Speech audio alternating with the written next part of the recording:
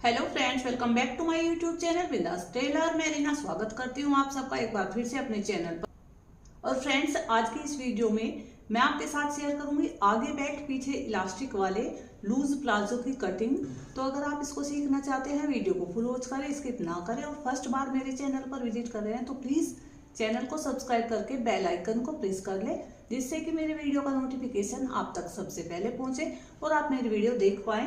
ये देखिए friends, palazzo बनाने के लिए ये मेरे पास 2.5 मीटर का फैब्रिक है और ये वूलन फैब्रिक है। ये कपड़े की लंबाई की साइड है एंड ये इसकी चौड़ाई की साइड है।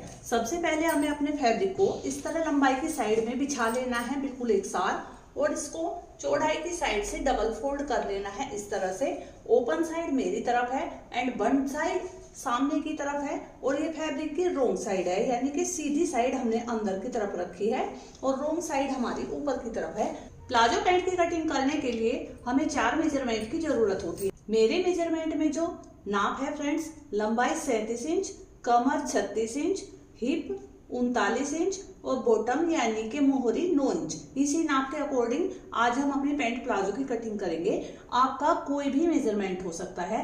इस वीडियो में मैं जो डिटेल शेयर करूंगी उसके अकॉर्डिंग आप किसी भी साइज का प्लाजो पैंट इजीली कट कर सकते हो, तो वीडियो को पूरा देखें। इस प्लाजो में हम 1.5 इंच की बेल्ट ऊपर अलग से अटैच करेंगे, क्योंकि हमें इसमें फ्रंट में बेल्ट लगाना है और बैक साइड में हम इसमें इलास्टिक लगाएंगे।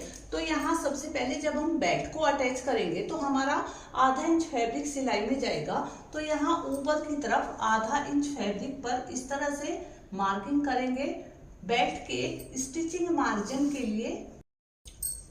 अब ये मार्किंग करने के बाद फ्रेंड्स, यहाँ पे देखिए इधर हमारी कंधी की साइड है, तो यहाँ भी हमें आधा इंच का मार्जिन लेते हुए इस तरह से निशान लगा देना है लंबाई में।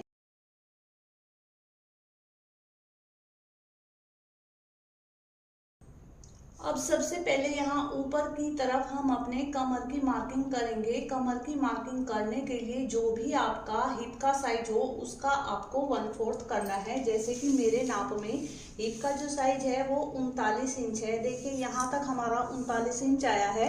अगर आपको इसका 1/4 करने में कोई भी प्रॉब्लम हो तो आप इस तरह से कर सकते हैं। जहाँ तक हमारा 39 इंच है वहां तक इसको इंच टेप को डबल फोल्ड करेंगे एंड फिर इसको वहीं तक 4 फोल्ड करेंगे।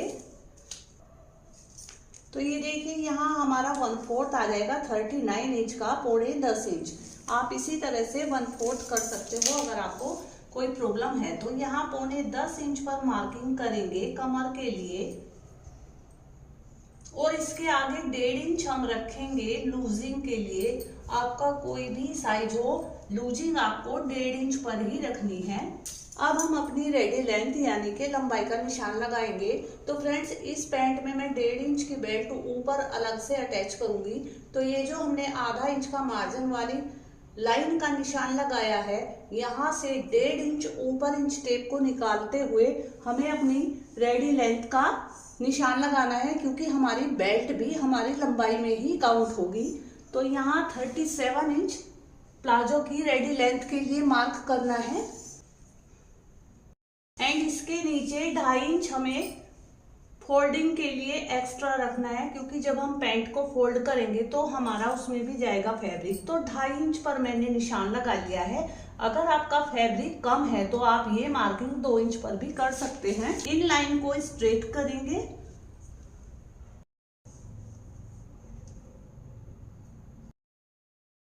लंबाई की मार्किंग करने के बाद अब हम अपने क्रोच एरिया यानी कि आसन की लंबाई का निशान लगाएंगे। और आसन की लंबाई का निशान लगाने के लिए हम कमर के मेजरमेंट का यूज करेंगे। जो भी आपका कमर का साइज हो उसका आपको 1/4 करना है। जैसे कि मेरे मेजरमेंट में कमर का जो नाप है वो 36 इंच है।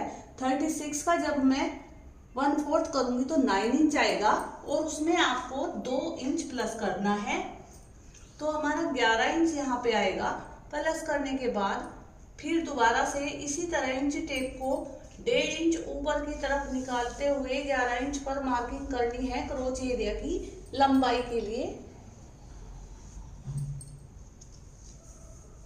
एक मार्किंग हमें यहाँ भी करनी है सेम ऐसे ही 11 इंच पर। अब इन निशानों को इस तरह से सीधा करना है। अब जितना हमने यहाँ से रखा है, ये देखिए ये 11.5 इंच है, तो नीचे भी हम यहाँ भी 11.5 इंच पर मार्किंग करेंगे और इससे आगे की तरफ क्रोच एरिया की गोलाई के लिए हम 2.5 इंच पर मार्क करेंगे और सभी साइजेस में ये गोलाई हमें 2.5 इंच पर ही करनी है। अगर आप 42 हिप साइज से ज़्यादा के लिए बना रहे हो तो आप 3 इंच, और अगर आप 46 हिप साइज से ज़्यादा के लिए इसको बना रहे हो तो आप 3.5 इंच तक इस गोलाई के लिए मार्किंग कर सकते हो। अब इस लाइन को इस तरह से स्ट्रेट करेंगे।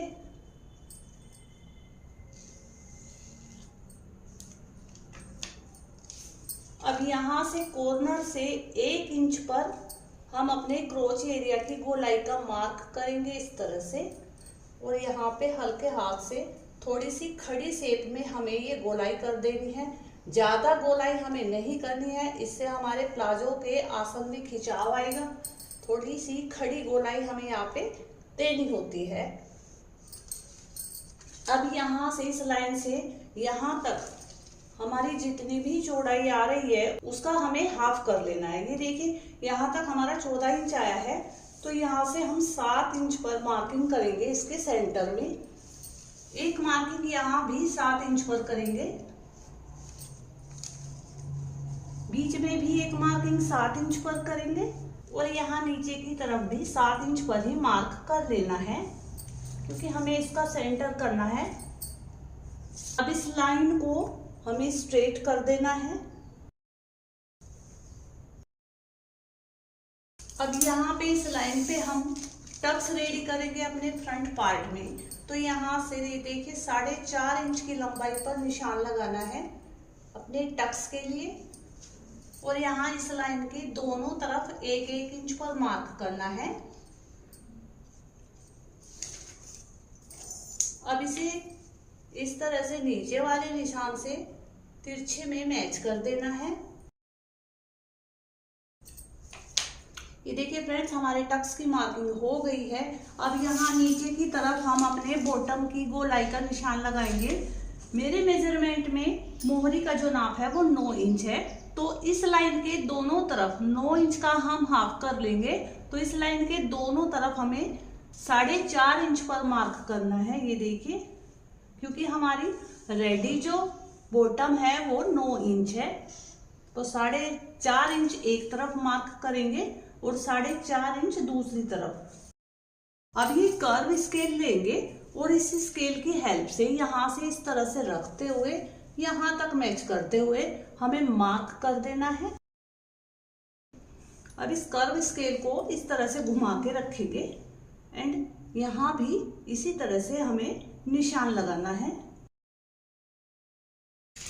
अब यहाँ ऊपर की तरफ हमारा कोना ना बने इसलिए इस तरह से रखेंगे कर्व स्केल को, और यहाँ भी हल्की सी गोलाई हम मार्क करेंगे। ये देखिए फ्रेंड्स, यहाँ फ्रंट पार्ट के आसन की तरफ हमें 1 इंच नीचे की तरफ निशान लगाना है। इस लाइन से, ये जो हमने मार्जिन वाली लाइन लगाई है, इससे 1 इंच नीचे की तरफ मार्क करेंगे और इस निशान को यहाँ तक हम तिरछे में मिला देंगे। ये मार्किंग हमने इसलिए की है क्योंकि हमारा जो पैंट का फ्रंट का आसन होता है वो छोटा होता है और बैक आसन हम थोड़ा सा बढ़ा के कट करते हैं, तो इससे हमारे पैंट की जो शेप है वो बहुत अच्छी आती है और बहुत ही अच्छा उसका फिटिंग आता है। बाद में हम इसको कट करेंगे अपने बैक पार्ट की कटिंग करने के बाद। ये देखिए फ्रेंड्स, ये हमारे फ्रंट पार्ट की मार्किंग हो गई है। अब हम इसका कटिंग करेंगे।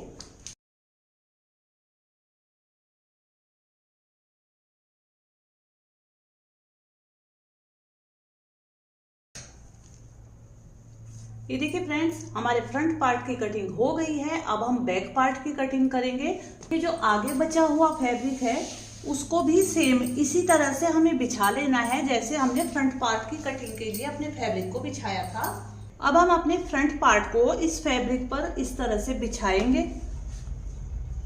इस साइड हमें ज्यादा मार्जिन नहीं छोड़ना है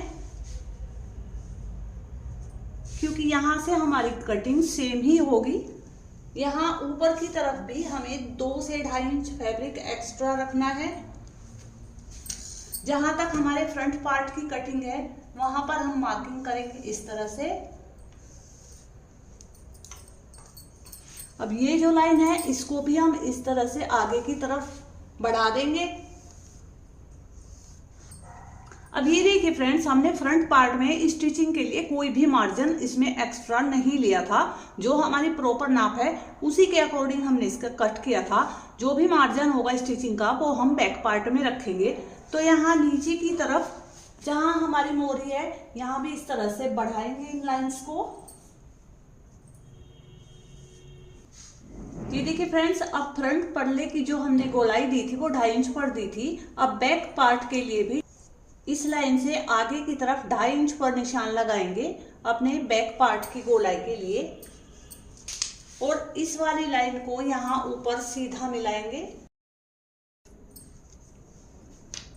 अब यहाँ अपने बैक पार्ट के लिए गोलाई का निशान लगाएंगे इस तरह से। अब यहाँ आसन की तरफ हम अपने बैक पार्ट को बढ़ा के कट करेंगे।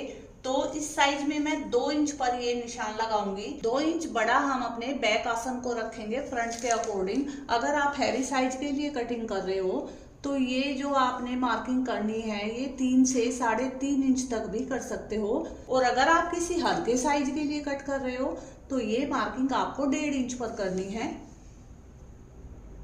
अब यहाँ से यहाँ तक हमें इसको तिरछे में मैच कर देना है। ये देखिए फ्रेंड्स, हमने बैक आसन के लिए 2 इंच एक्स्ट्रा लेंथ को बढ़ा दिया है। अब यहाँ नीचे मोहरी की तरफ भी हम 2 इंच पर एक्स्ट्रा मार्किंग करेंगे सिलाई मार्जिन के लिए। ये मार्किंग करने के बाद अपनी कर्व स्केल लेंगे और इसको एक बार फिर से यहाँ से मैच करते हुए नीचे तक लाइन ड्रॉ करेंगे। ये देखिए फ्रेंड्स, हमारे बैक पार्ट की भी मार्किंग कंप्लीट हो गई है। अब यहाँ से हमें बिल्कुल ऐसे ही कट करना है, कोई एक्स्ट्रा मार्जिन नहीं रखना है। जो भी मार्जिन रखा है हमने इस तरफ रखा है और यहाँ 2.5 इंच पर मार्किंग करी है अपने बैक आसन की गोलाई के लिए, और यहाँ पे 2 इंच बढ़ाया है अपने बैक आसन की लंबाई को। अब हम कटिंग करेंगे इसका।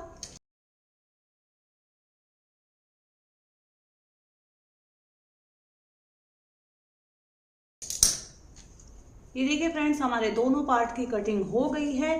अब हम अपने प्लाजो के लिए पॉकेट की कटिंग करेंगे। पॉकेट की कटिंग करने के लिए साइड से बचा हुआ जो फैब्रिक है उसको हमने ले लेना है। ये डबल फोल्ड में फैब्रिक है।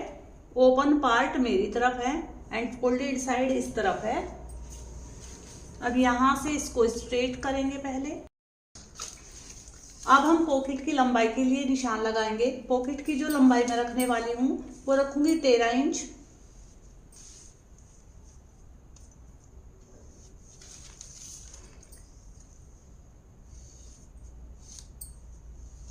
यहाँ ऊपर की तरफ से पॉकेट की चौड़ाई मैं रखूंगी 5.5 इंच या 5.25 इंच तक भी आप रख सकते हो। और यहाँ नीचे की तरफ पॉकेट की चौड़ाई रखूंगी 7 इंच। तो इन दोनों निशानों को हम इस तरह से मैच करेंगे एंड यहाँ पे हल्की सी गोलाई देंगे और इसका कटिंग करेंगे।